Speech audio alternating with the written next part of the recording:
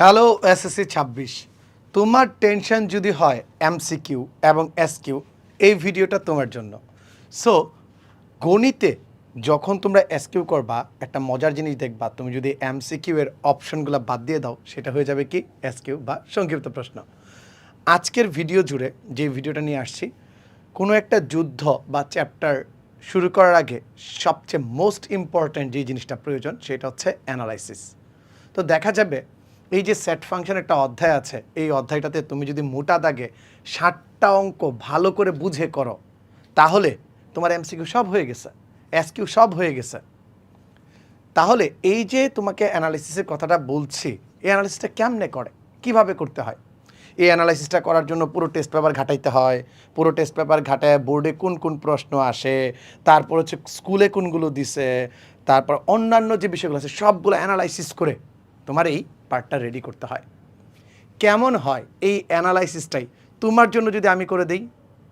Yes, you heard right, তুমি ঠিকই শুনছো, এই অ্যানালাইসিসটাই পাবে আজকের এই ভিডিও থেকে।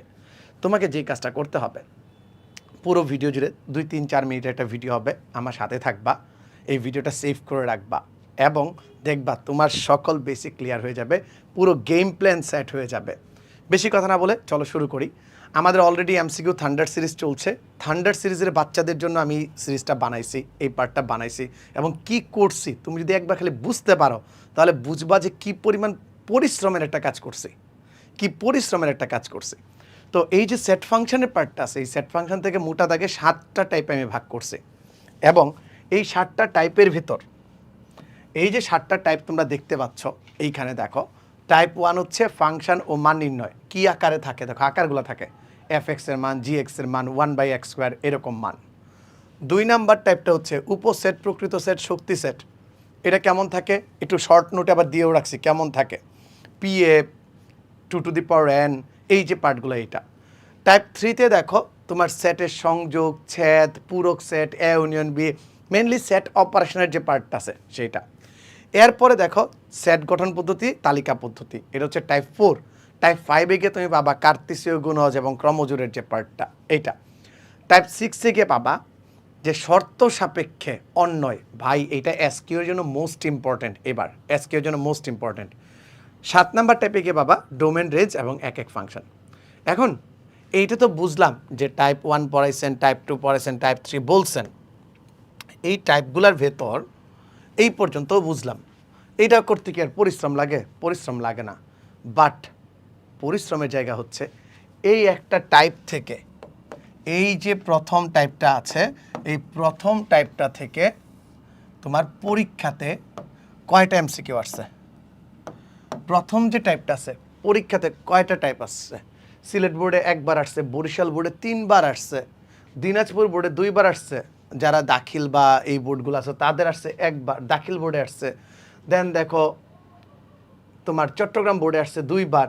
প্রত্যেকটা বোর্ড মিলে আমি একটা একটা করে গুনে গুনে বের করছি যে এই টাইপ থেকে, শুধুমাত্র প্রথম টাইপ থেকেই এখন পর্যন্ত 17বারের বেশি প্রশ্ন আসছে। তো তুমি বুঝতে পারবা কোন টাইপটা বেশি ভালো করে করা উচিত, কোন টাইপ থেকে আমি কোয়েশ্চেন পাবই। ঠিক আছে। দ্বিতীয় টাইপ শক্তি সেট এবং শক্তি সেটের যে পার্টটা আছে, এইটার থেকে এখন পর্যন্ত 14বারের বেশি প্রশ্ন আসছে। 16বারের বেশি প্রশ্ন আসছে সেট অপারেশন যে পার্টটা, শুধু এই টাইপটা থেকে 16বারেরও অধিক প্রশ্ন আসছে। দেন তুমি যদি যাও যে সেট গঠন পদ্ধতি, 13বারের অধিক আসছে, 13বারেরও অধিক আসছে এটা থেকে প্রশ্ন।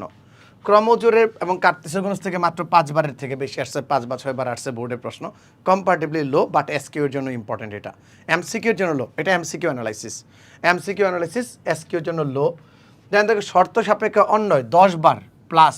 এবং আমি তোমাকে কি বলছি যে এই টাইপটা থেকে এই বছর কিছু না কিছু আসবে, কিছু না কিছু আসবে। এবং তোমাদের বইয়ের যে প্রথম উদাহরণটা মেবি 23 নাম্বার বা 26 নাম্বার উদাহরণ, বইটা একটু চেঞ্জ হয়েছে। সো 23 বা 26 নাম্বার এক্সাম্পলটা, এটা ভেরি ভেরি ইম্পর্টেন্ট। বইয়ের উদাহরণ যে 2টা আছে অন্যের, যে বাক্স একে একে করতে হয়, মনে আছে? এরকম একটা বাক্স আঁকা লাগে, যেটার ভিতর তুমি এক্স এর মান লিখবা, এক্স এর মান, ওয়াই এর মান, এইটা এইটা এইটা এটা, এই যে সেটটা আছে এটা নট বিলংস টু সামথিং, এর ভিতর থাকে না, তাই গ্রহণযোগ্য নয়। এখন বলো ডোমেন কত, রেঞ্জ কত, এই টাইপটা টপ নচ লেভেলের ইম্পর্টেন্ট এমসিকিউর জন্য। এই বছর এমসিকিউ, এসকিউ, সিকিউ এই টাইপ থেকে দিয়ে যাওয়াই লাগবে, এই টাইপ থেকে দিয়ে যাওয়াই লাগবে। প্রশ্ন আসবেই মিলায় লো আমার কথা। অ্যান্ড লাস্টলি ডোমেন রেঞ্জের যে পার্টটা, এটা থেকে 9 বারের প্রশ্ন আসছে। ডোমেন রেঞ্জ জেনারেল ম্যাথের থেকে বেশি আসে হচ্ছিল হায়ার ম্যাথের সূচক লক চ্যাপ্টার থেকে। তো এই হচ্ছে মোটামুটি অ্যানালাইসিস।